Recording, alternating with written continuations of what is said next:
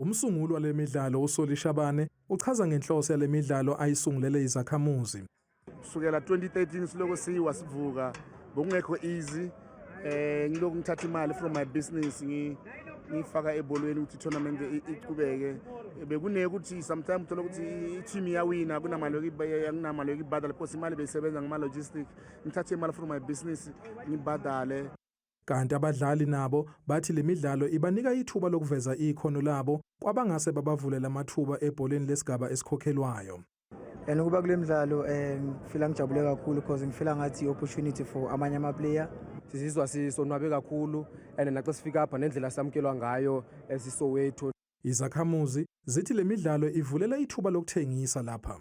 Ngiyathengisa la i-Tsalanang and njengoba ngithengisa sona kuna something engihamba nayo ekhaya and nginama support abantu bayathenga. Abalandeli bachaza ngenjabulo yabo ngalemidlalo.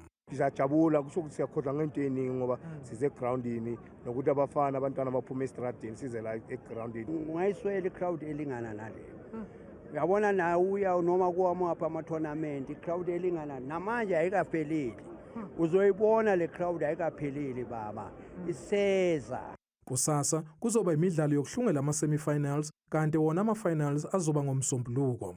Ezindabeni zethu ku-Channel 163 ozethulelwa yi-Newsroom Africa Channel 405 ngingu-Ando Kantuli eBraamfischer eSoweto.